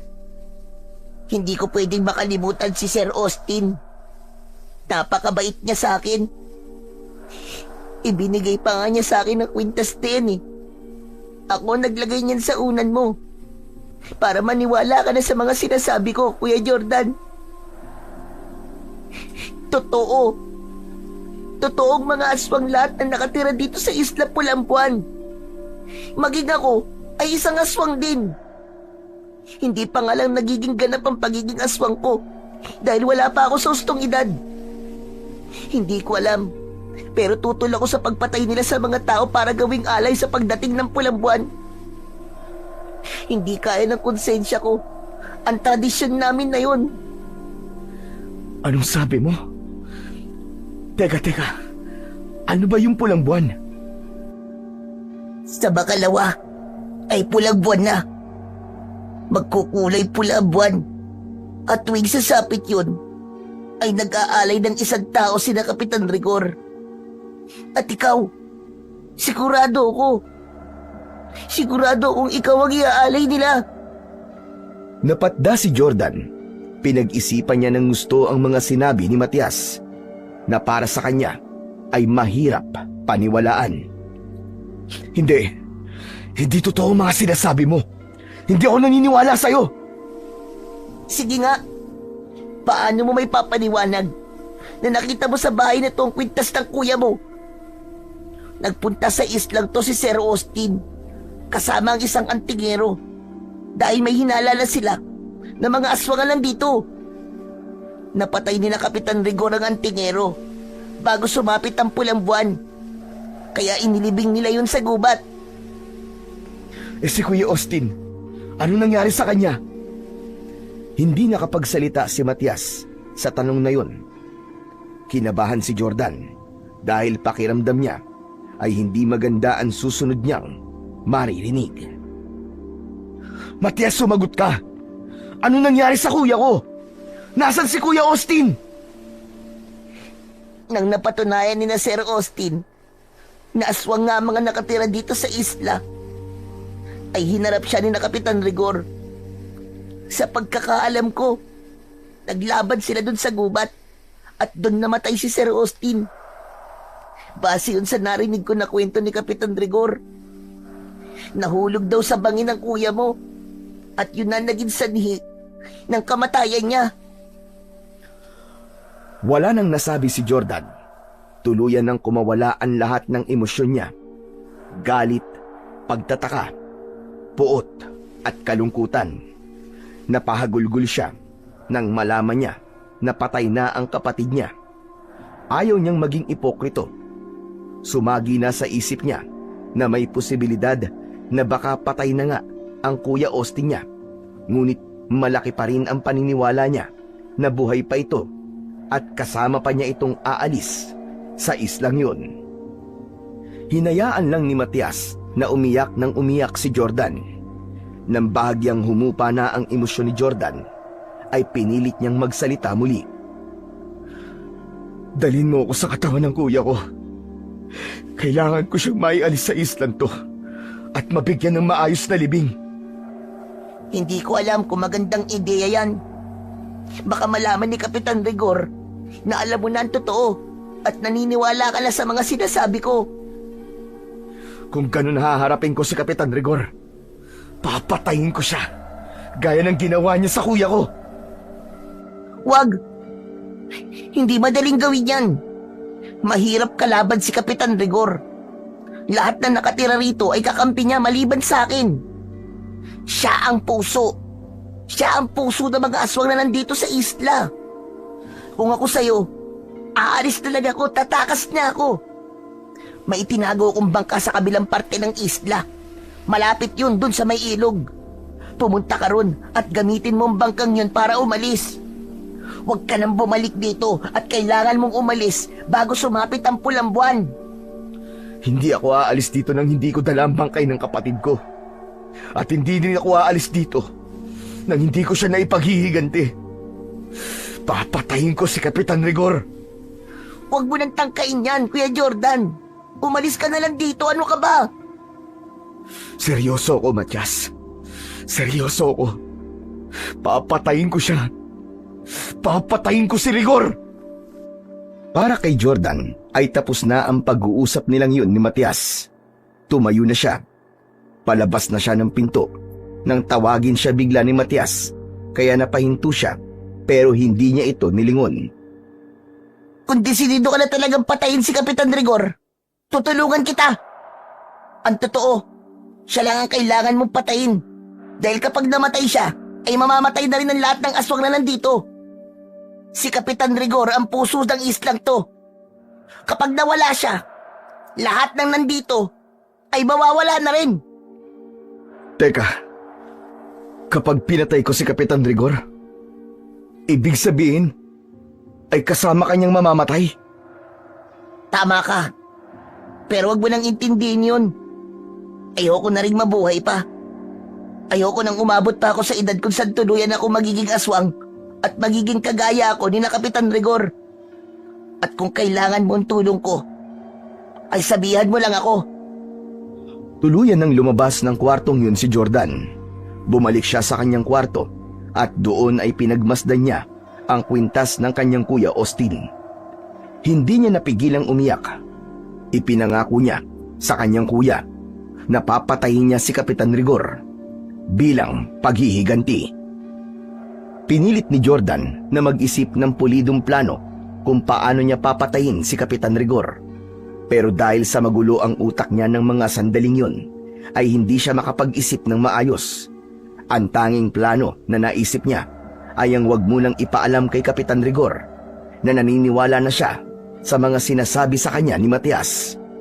Para sa kanya, mas magkakaroon siya ng laban kung hindi alam ni Kapitan Rigor na alam na niya na isa itong aswang at ang lahat ng nakatira sa Isla Pulang Buwan.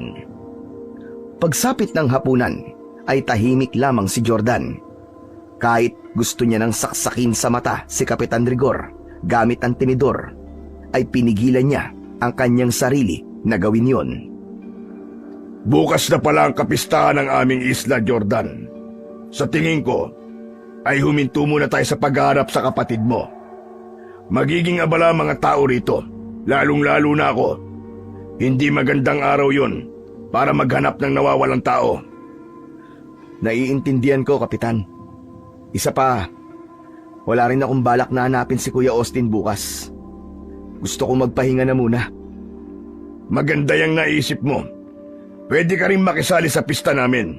Sigurado ko na malilibang ka. Lihim na nagkatinginan sina Jordan at Matias. Matapos yun, ay ibinalik ni Jordan ang tingin kay Kapitan Rigor na walang kaalam-alam sa matalim na tingin niya rito.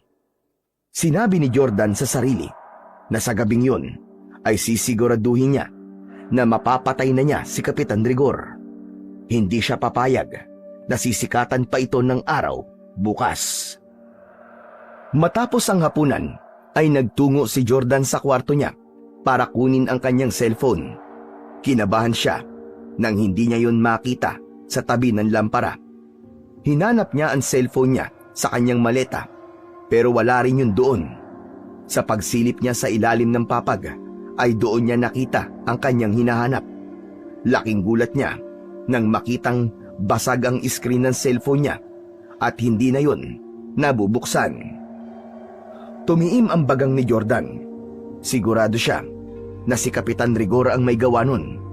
Alam niya na nagsisimula na itong kumilos para hindi na talaga siya makaalis sa isla at sa pagsira nito sa cellphone niya ay isang hakbang yun upang mawalan siya ng kontak sa mundo sa labas ng Isla Pulang Buwan. Lumabas siya ng bahay at nagtungo sa likod. Doon siya huminga ng maluwag. Nakita niya si Matias sa tabi ng balon habang naghuhugas ng mga pinagkainan. Lumapit siya rito at nagpanggap siya na tinutulungan ito. Matias, binasag ni Rigor ang cellphone ko. Sigurado ako na siyang may gawa nun. Bukas na kasi ang pulang buwan, Kuya Jordan. Naninigurado na siya na hindi ka magkakaroon ng pagkakataon na humingi ng tulong. Mamaya papatayin ko na siya, Matias. Kailangan matapos ng kasamaan niya. Sigurado ka bang kaya mo siyang patayin? Wala akong pagpipilian kundi ang subukang patayin siya. Kapag napatay ko na siya, ay saka ko hahanapin ang katawan ng kapatid ko at aalis na ako sa islang to. Pero Matias, talaga bang ayos lang sa'yo na patayin ko si Rigor? Alam mo ang mangyayari sa'yo kapag nagtagumpay akong gawin yun. Matagal ko nang gustong mamatay si Kapitan Rigor, Kuya Jordan.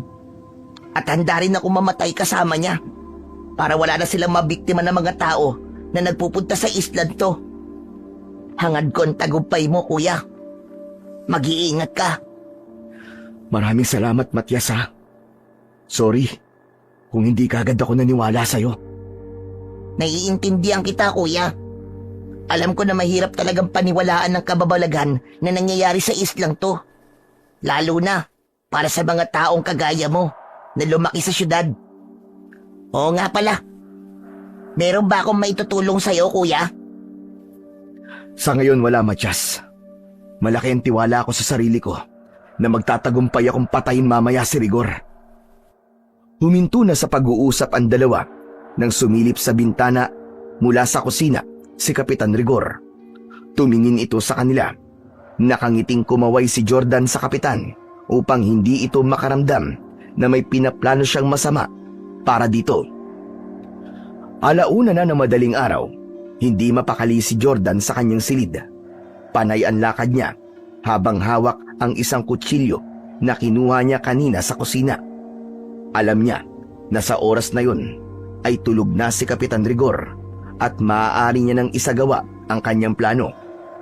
Ngunit hindi pa niya yon magawa dahil bigla siyang inatake ng kaba at takot. Kung sakali kasi ay yun ang unang beses na papatay siya. Ano ba? Ano ba, Jordan? Bakit ngayon ka pa dinadaga? Isipin mo na lang na hindi tao ang papatayin mo kundi isang aswang. Isa pa, kailangan mong patayin si Rigor para maipagiganti mo ang kuya mo. Huminto si Jordan sa paglalakad.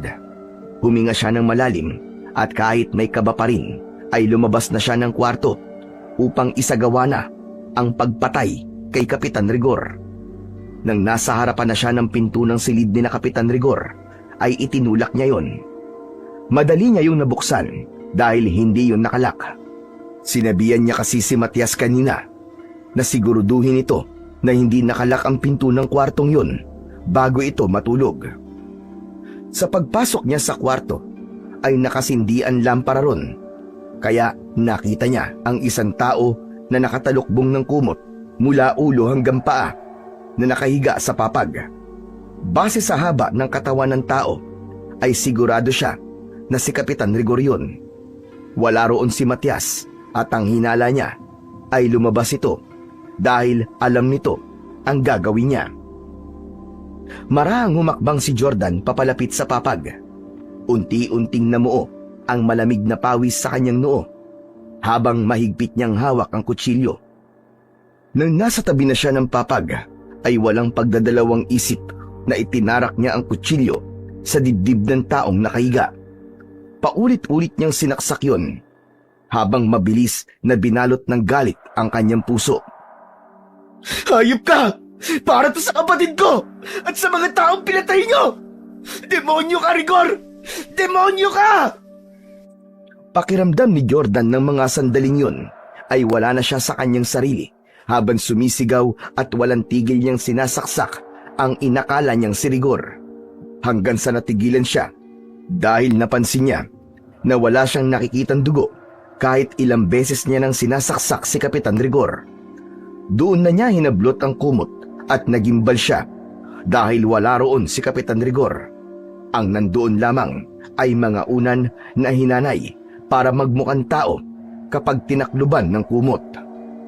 Napapitlag siya nang may narinig siyang kaluskos sa ilalim ng papag.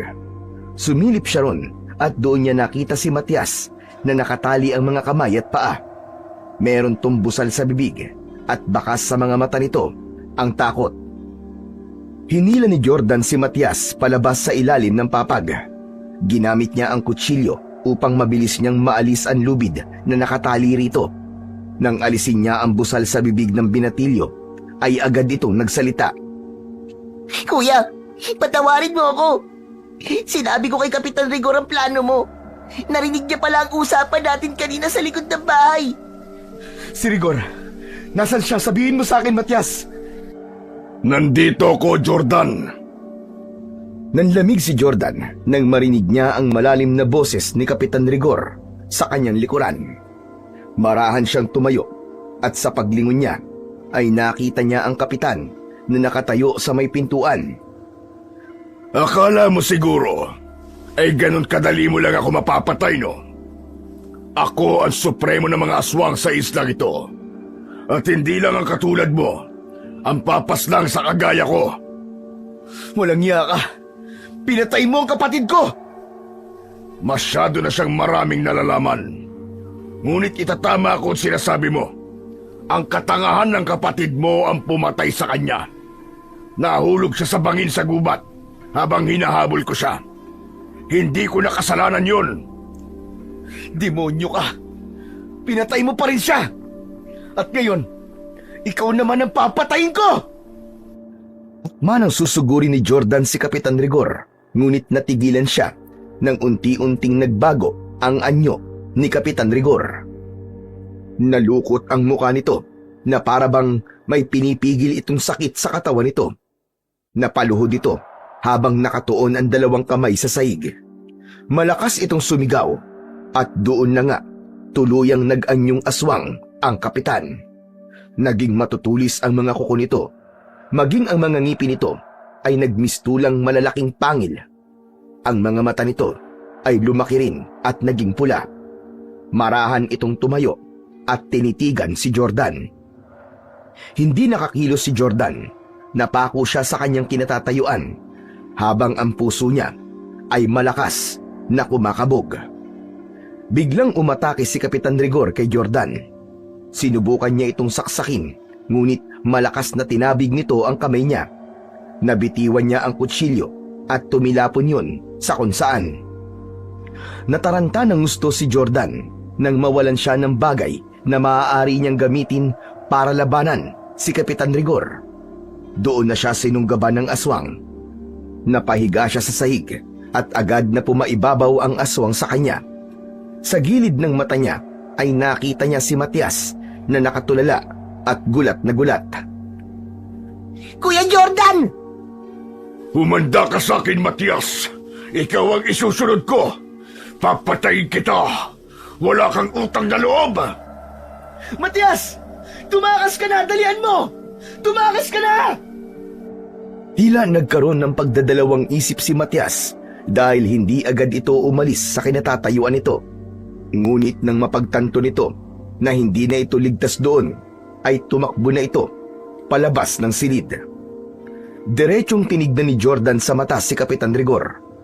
Hindi niya ipinakita rito na natatakot siya. Siguro nga ay mapapatay mo ako ngayon, Rigor. Pero sinisiguro ko sa'yo na may iba pang tao na pupunta sa islang ito para wakasan na ang kademonyohan mong hayop ka. Hindi habang buhay ay ikaw ang palaging panalo. Huwag ka masyadong magmadali sa iyong kamatayan. Darating din tayo dyan. Kailangan ka pa namin bilang alay sa pulang buwan. Biglang sinuntok ng malakas ni Kapitan Rigor ang muka ni Jordan. Nanlabo ang paningin ni Jordan at nahilo siya. 2 suntok pa ang tumama sa muka niya at pagkatapos ng pangalawa ay doon na siya tuluyang nawalan ng ulirat. Sa muling pagbukas ng mata ni Jordan ay nakatali na ang mga kamay niya sa kanyang likod. Maging ang mga paa niya ay nakatali rin gamit ang lubid. Nasa kwarto siya ni Kapitan Rigor. Maliwanag na sa labas at naririnig niya ang ingay ng mga tao na naghahanda para sa kapistahan na sinabi ng kapitan. Pinilit niyang makawala mula sa pagkakatali, ngunit masyadong mahigpit ang pagkakatali ng lubid. Hindi ako pwedeng mamatay dito. Diyos ko, kailangan kong makatakas at kailangan kong patayin ang aswang na si Rigor. Bumukas ang pinto at pumasok si Kapitan Rigor na nakangisi. Hayop ka! Pakawalan mo ako dito, Rigor! Tanggapin mo na lang na mahahanay ka sa mga taong iaalay namin tuwing pula ang buwan. Maraming salamat dahil madadagdagan na naman ang aking lakas. Dahil sa'yo, dapat ay matuwa ka dahil ang kaluluwa mo ay mabibilang na sa mga kaluluwa na patuloy na magbibigay ng buhay sa mga aswang dito sa Isla Pulang Buwan. Hayop ka! Mga demonyo kayo! Hindi ako papayag na magtagumpay ka, Rigor! Kapag nakawala ako rito, papatayin talaga kita! Tama na ang ilusyon mo. Hindi ka na makakawala at hindi ka na rin makakaalis sa islang to. Gaya ng kuya mo at ng iba pa. Ang Isla Pulang Buwan na ang iyong magiging libingan. Oo nga pala, magpahinga ka. Dahil mamayang gabi ay gaganapin na ang ritual sa pag-aalay sa Pulang Buwan. Ipapaalala ko lang sa'yo na magiging masakit para sa'yo ang ritual.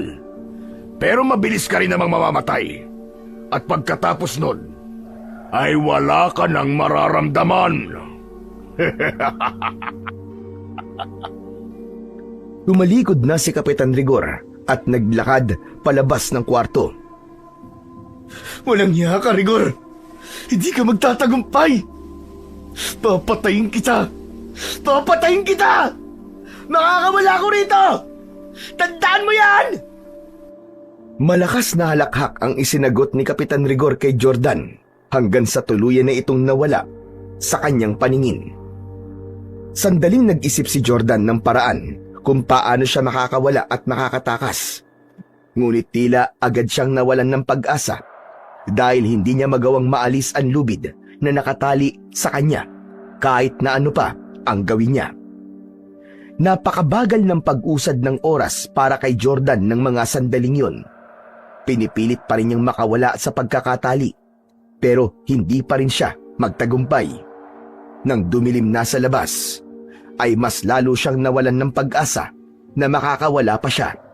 Unti-unti na niyang tinanggap na sa gabing yun ay magaganap na ang kanyang kamatayan. Habang nasa isang sulok ng kwarto, ay nakatingin lang sa kawalan si Jordan. Nanghihina na siya dahil sa walang tigil na pagpupumilit na makawala. Siguro nga'y mamamatay na ako ngayong gabi. Pero Panginoon, sana kapag namatay ako, ay hayaan mo na magkasama kami ni Kuya Austin sa kabilang buhay. Yun na lamang ang hiling ko sa inyo. Nagulat si Jordan nang biglang bumukas ang pinto. 2 aswang ang pumasok.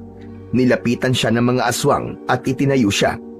Hinila siya ng 2 palabas ng kwarto. Nagpumiglas naman si Jordan. Saan niyo ako dadalhin? Bitiwan niyo ako! Saan niyo ako dadalhin? Nanatiling tikom ang bibig ng 2 aswang. Patuloy ang mga yon sa pagkaladkad sa kanya hanggang sa labas ng bahay. Kinabahan si Jordan nang makita niya sa kalangitan na kulay dugo ang buwan. Doon niya napagtanto na isasagawa na ang ritual ng pag-aalay. Unti-unting naubos ang kakaunting pag-asa na meron siya. Tinanggap na lang niya na yun na ang huling gabi niya sa mundo. Palabas na sila sa bakuran ng bahay ni Kapitan Rigor. Nang mula sa kung saan ay biglang sumulpot si Matyas na may dalang matalim na itak. Walang pag-aalinlangang sinaksak ni Matyas sa tiyan ang isang aswang. Nang napaluhod ito, ay hiniwa nito ang leeg ng aswang na agad nitong ikinasawi. Ang isang aswang naman ay binitiwan si Jordan upang atakihin si Matyas. Ngunit sinaksak ito ni Matyas sa tapat ng puso nito at gaya ng naunang aswang ay binawian din ito ng buhay. Natumba si Jordan sa lupa. Mabilis siyang nilapitan ni Matyas at sinimulan nitong tanggalin ang pagkakatali niya gamit ang itak. Salamat! Salamat, tinulungan mo ako, Matyas! Akala ko talaga ay katapusan ko na ngayong gabi. Hindi kita maaaring pabayaan, kuya. Hindi na ako papayag na muling kumuha ng buhay ng tao si Kapitan Rigor para sa ritual. Matapos mapakawalan, ay tumayo na kagad si Jordan. Saan ang lugar ng ritual? Kailangan ko magpunta ron para tapusin si Rigor. Mamaya na tayo magtungo ron, kuya. May kailangan lang akong ipakita sa'yo. Sumama ka sa akin, dali. Ha? Saan tayo pupunta? Anong ipapakita mo sa akin? Malalaman mo rin. Basta sumunod ka lang sa akin. Hindi na tayo pwede magtagal dito dahil baka may makakita pa sa atin eh. Hindi na hinintay ni Matyas na magsalita uli si Jordan. Mabilis itong tumakbo palayo sa bahay ni Kapitan Rigor. Wala nang nagawa si Jordan kundi sundan ang binatilyo. Mabilis ang pagtakbo nilang dalawa. Nagtiwala na lamang si Jordan kay Matyas at hindi niya maiwasang mag-isip kung saan siya dadalhin ni Matyas at kung ano ang ipapakita nito sa kanya. Pumasok sina Jordan at Matyas sa gubat. Patuloy lang si Jordan sa pagsunod kay Matyas hanggang sa huminto ito malapit sa malaking puno ng balete. Natandaan niya nang magtungo sila ron ni Kapitan Rigor ay umiwas doon ang kapitan na para bang meron itong kinatatakutan sa lugar na yon. Teka, anong gagawin natin dito, Matyas? Nasaan ang ipapakita mo sa akin? Mula sa likod ng balete ay isang lalaki ang biglang lumabas. Nanlaki ang mga mata ni Jordan sa pagkakagulat nang makita niya na ang lalaki ay walang iba kundi ang kapatid niyang si Austin. Madungis ito, humpak ang pisngi at payat ang katawan. Otomatikong tumulo ang luha ni Jordan. Sa dami na nangyari sa islang yon, ang makitang buhay ang kapatid niya ang pinakahuling bagay na inaasahan niyang mangyayari dahil ang alam niya ay patay na ito. Kuya? Kuya Austin? Jordan? Parang bata na tumakbo si Jordan kay Austin at mahigpit niya itong niyakap. Tuluyan siyang napahagulgol, hindi dahil sa inagpis, kundi dahil sa kasiyahan na buhay pa ang kanyang kuya. Kuya! Kuya, salamat sa Diyos at buhay ka! Akala ko patay ka na talaga eh! Salamat din at pinuntahan mo ako rito. Kakampi natin ng Diyos, Jordan. Hindi niya hinayaan na mamatay ako nung nahulog ako sa bangin. Ang totoo, matagal ko nang alam na nandito ka. Ako yung sumisitsit sa'yo sa tuwing nandito ka sa gubat. Ano? Ikaw pala yun, kuya? Akala ko kasi kung sino o ano na eh. Kaya sa tuwing may sumisitsit sa akin, umaalis na kagad ako. Kumalas ang magkapatid sa pagkakayakap. Doon na ipinaliwanag ni Austin kung paano ito nabuhay. Ayon kay Austin, habang hinahabol ito ni Kapitan Rigor, ay nahulog siya sa bangin. Akala nito ay patay na siya, pero bigla itong nagkamalay. Inisip ni Austin na may dahilan kung bakit ito binigyan ng pangalawang pagkakataon ng Diyos upang mabuhay. Ayun ang wakasan ang kasamaan ni Kapitan Rigor. Nagtago sa gubat si Austin at nagpalakas ito. Nabuhay ito sa pagkain ng mga prutas at halaman sa gubat at pinilit nitong itago ang sarili nito sa mga aswang sa isla. Ipinaliwanag din ni Austin na nakita nito nung nakaraang gabi si Matias sa gubat at hindi na ito nagdalawang isip na magpakita. Nang malaman ni Austin mula kay Matias ang nangyayari, ay agad itong bumuo ng plano. Matapos ang mahabang kwento ni Austin, ay hinawakan nito ang palawit ng kwintas na nakasabit sa leeg nito. Bilog ang hugis ng kwintas na yari sa tanso. Meron yung mga simbolo na hindi matukoy ni Jordan kung ano ang ibig sabihin. Ang agimat na ito ang magiging sandata natin laban kay Rigor at sa lahat ng aswang sa islang ito, Jordan. Habang nasa atin ito, ay hindi nila tayo kayang saktan at lapitan. Pero kuya, saan mo nakuha ang agimat na yan? Pagmamayari ito ni Mang Berting, ang antingero na nakilala ko nun sa Pantalan. Ikinuwento niya sa akin ang tungkol sa Isla Pulang Buwan at nagkasundo kami na magsanib puwersa para pabagsakin at patayin si Kapitan Rigor. Pero sa kasamaang palad ay napatay siya ng mga aswang at dito sa tabi ng puno ng balete nila inilibing ang kanyang katawan kasama ang agimat na ito. Kaya nang magkaroon ako ng pagkakataon ay hinukay ko ang katawan ni Mang Berting at kinuha ko ang agimat niya. Ngayon ay alam ko na. Alam ko na ang dahilan kung bakit umiiwas si Rigor nung nagtungo kami malapit dito sa balete. Dahil dito pala nakabaon ang agimat na yan. Ngunit kung pangontra sa aswang ang agimat na yan, kuya, bakit hindi natatakot niyan si Matias? Hindi ba aswang din siya? Nagkatinginan sina Matias at Austin. Nang marahang tumango si Austin, ay saka lang nagsalita si Matias. Nang makita ko kagabi ni Kuya Austin, sinabi niya sa akin ang katotohanan. Hindi ako aswang, Kuya Jordan. Gaya niyo ay tao din ako. Nang hukayin kasi ni Kuya Austin ang katawan ni Mang Berting, ay nahukay din niya ang lampin ko nung sanggol pa lang ako. May burda yun ang pangalan ko. At malakas ang hinala ko na anak si Matias ng isang tao na nagpunta sa islang to. At nung patayin ni Rigor ang mga magulang ni Matias, ay inampu na siya nito. Sa tingin ko, may balak talaga si Rigor na gawing aswang si Matias pagdating ng tamang panahon. Salamat naman sa Diyos. Kaya pala, tutol ka sa ginagawang ritual ni Rigor eh. Nangingibabaw pa rin ang pagiging tao mo, kahit ang akala mo ay aswang ka. Pero magandang balita yan. Ibig sabihin, kahit patayin natin si Rigor, ay hindi ka kasama mamamatay, Matias. Ganun na nga. Pero Jordan, sa'yo ko ipapasuot ang agimat na to. Mahina na ang katawan ko. Mas magagamit natin ang kapangyarihan nito kung magsusuot nito ay may malakas na pangangatawan.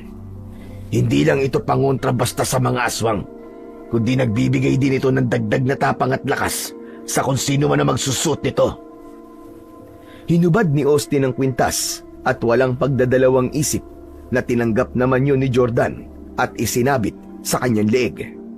Nang sandaling yun, nang isuot niya ang agimat, ay may naramdaman siyang kakaibang enerhiyang gumapang sa kanyang buong katawan. Bahagyaring nag-init ang agimat niya na parabang yun ang hudyat na tinanggap siya nito. Wala nang oras para mag-alinlangan siya. Kailangan niyang maging matapang kung nais niyang buhay silang makaalis ng Isla Pulang Buwan.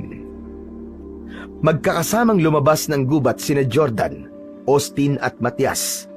Lahat sila ay may hawak na sandata na gagamitin nila sa pagharap sa mga aswang sa islang yun at kay Kapitan Rigor. Kawayan na may matulis na dulo ang kay Matias. baril naman kay Austin, habang itak naman ang hawak ni Jordan. Wala nang takot na nararamdaman si Jordan, bagkus ay nangingibabaw sa kanya ang tapang, hindi lang dahil sa suot niyang agimat, kundi dahil sa kagustuhan niyang pabagsakin si Kapitan Rigor upang wala nang mamamatay na inosente sa tuwing sasapit ang pulang buwan. Nagtungo sila sa dalampasigan kung saan gaganapin ang ritual ng pag-aalay. Naroon ang mga aswang sa isla. Si Kapitan Rigor naman na nasa anyong aswang ay nakatayo sa gitna habang galit na sumisigaw. Nasaan na ang alay? Bakit tinayaan yung makawala, mga inutil? Alam niyo ba ang mangyayari kapag hindi tayo nakapag-alay ngayong gabi? Manghihina ako! At kapag nanghina ako, ay ganun din kayong lahat, mga hunghang!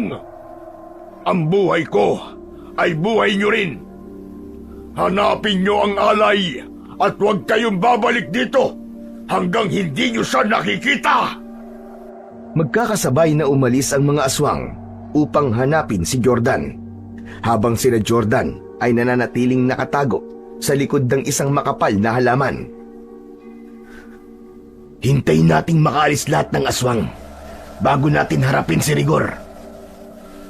Nang tuluyan ang nawala ang mga aswang at tanging si Kapitan Rigor na lamang ang natira sa dalampasigan, ay doon na nga naglakas ng loob na lumabas ang tatlo sa kanilang pinagtataguan.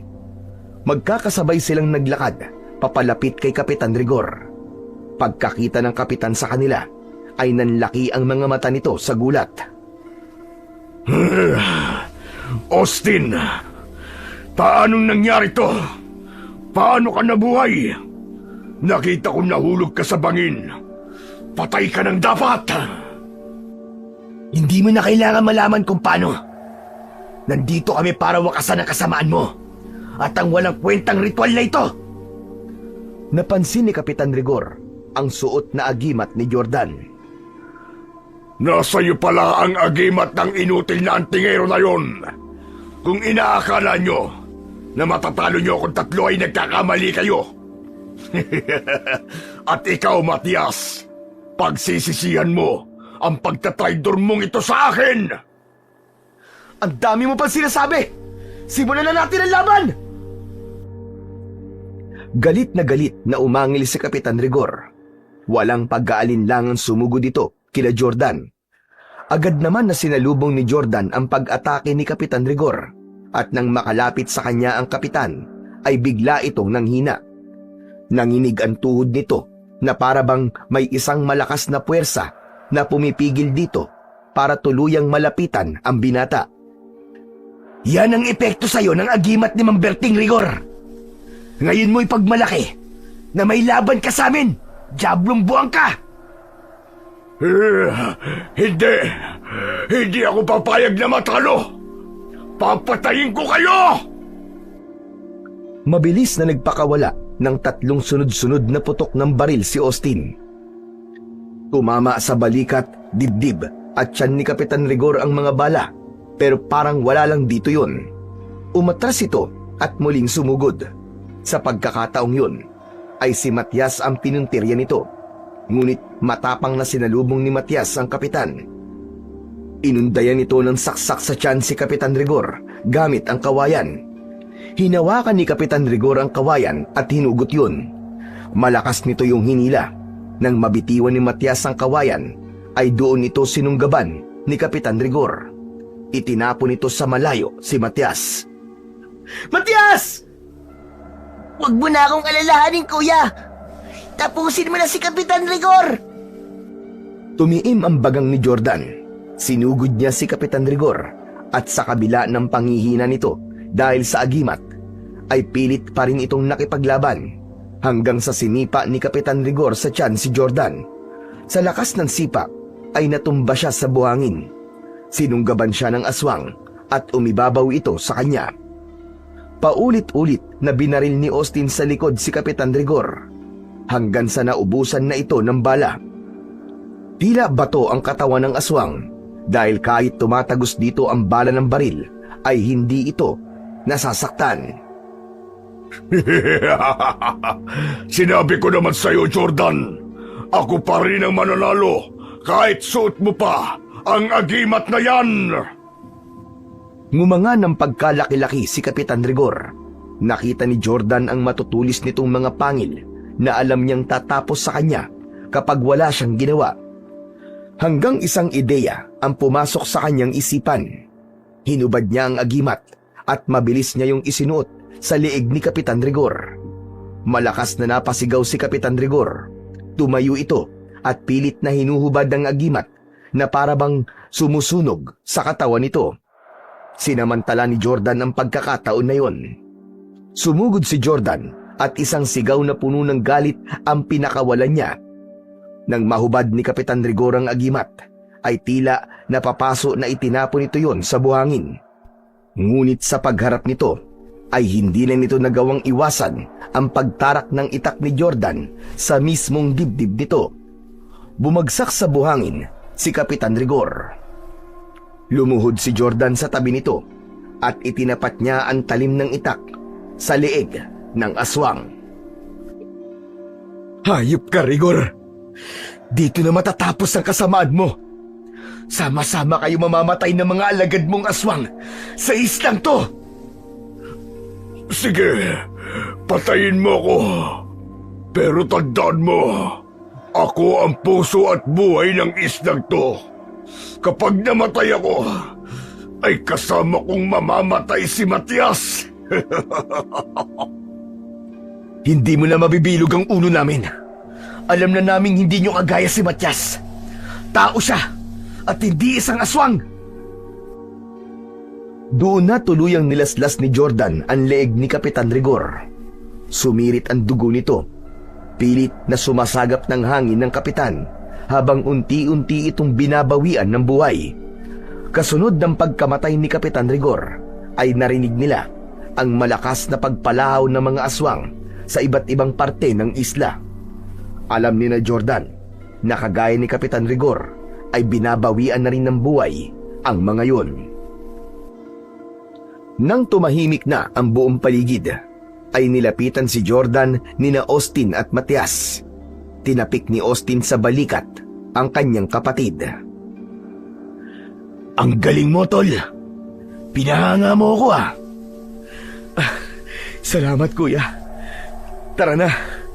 Umalis na tayo sa islang to. Ang sabi ni Matias ay meron siyang bangka sa kabilang parte ng isla. Hinuha ni Jordan ang agimat at magkasabay na silang naglakad patungo sa kinaroroonan ng bangka na gagamitin nila paalis sa Isla Pulang Buwan. Ngunit natigilan sila nang mapansin nila na wala sa tabi nila si Matias. Nakita nila si Matias na nakatayo ilang metro ang layo sa kanila. Matias! Ano pang ginagawa mo dyan? Tara na! Aalis na tayo! Wala akong pupuntahan. Hindi ko alam kung meron pa akong pamilya sa labas ng islang to, kuya. Binalikan ni Jordan si Matias at hinawakan ito sa balikat. Matias, simula ngayon, kami na ni Kuya Austin ang pamilya mo. Pwede kang tumira sa bahay ko. Malaki ang naitulong mo sa amin ni Kuya. At dapat lang, nasuklian namin yun. Hindi nakapagsalita si Matias. Bigla itong umiyak at yumakap kay Jordan. Gumanti ng yakap si Jordan at nang magkatinginan sila ni Austin ay nakangiti itong tumango. Alam ni Jordan na sang-ayon ang kuya niya sa sinabi niya na sila na ang aampon kay Matias. Matapos ang lahat ay nilisan ni na Jordan ang Isla Pulang Buwan gamit ang bangka ni Matias. Tahimik silang naglayag pabalik sa kabiasnan na dala ang alaalang puno ng takot at katapangan. Sa pagbabalik nila sa syudad ay agad nilang sinimulan ang panibago nilang buhay. Pinag-aral ni na Jordan at Austin si Matias sa isang pribadong paaralan upang matuto itong makisalamuha sa ibang tao. Si Jordan, bagamat hindi lubusang makalimot sa masalimuot na karanasan sa Isla Pulang Buwan, ay mas piniling magpatuloy dala ang paniniwala na kahit nasa pinakamadilim na lugar ay may liwanag pa rin at pag-asa na matatagpuan. Basta't malakas ang iyong pananampalataya sa Diyos na lumikha ng lahat. So yun mga idol, sana po ay nagustuhan nyo ang ating kwento para sa araw na to. Ngayon naman po, ay dumako na po tayo sa inyong pinaka-nire-request at pinaka-hinihintay na shoutout portion. Pasensya na po pala sa mga hindi ko po masya-shoutout ngayon. Pero wag po kayo mag-alala dahil pipilitin ko po na sa mga susunod na kwento ay maibibigay ko na po ang inyong request. Ano pa pong hinihintay natin? Heto na po. Shoutout po at maraming salamat, Rachel Tapulado. Shoutout po, Carolina Olea from Canada. Shoutout po sa lahat po ng mga OFW natin dyan na nagtatrabaho po sa Canada. At hello po sa Arellano family, dyan po sa Alberta. Shoutout po, Beverly Santos from Cotabato City. Shoutout po, Jonalyn Marquez from Muscat, Oman. Shoutout po at maraming salamat, Daisy Villanueva. Maraming salamat po sa walang sawa niyong pakikinig. Shoutout po, Luz Rivera. Shoutout po, Rose Ann Renigan mula Antipolo. Shoutout po, Ramil Fariolin from Bacoor, Cavite. Shoutout po, Margie Ogdiman and family. Shoutout po, Alvin Arpon from Pagbilao, Quezon. Shoutout po, Myla Pateño. Shoutout po, Mark Ariel Katindoy. At shoutout po, Daryl Lorica. Shoutout daw po sa Team Manunugis na sina Harlem, Daryl, Arlan, Jamir, Densyo, Damian at si Erickson. Hello po sa inyo mga Team Manunugis. Shoutout po, Delia Luwage Tonso. Shoutout po, Marcus Q90 from Oman. Shoutout po kay Niña Grace Dio.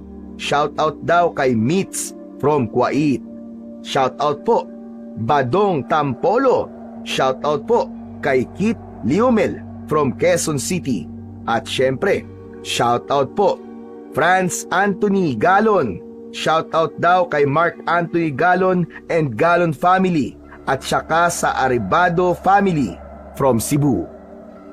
Muli po, maraming salamat po sa inyong walang sawang suporta at pakikinig ng mga kwentong aswang at kwentong katatakutan sa aking munting channel na The Voice Addict at Apong Isaak. Hanggang sa susunod pa pong kwento na magpapatindig ng inyong mga balahibo mula sa mundo ng kababalaghan. Magandang araw po sa inyong lahat.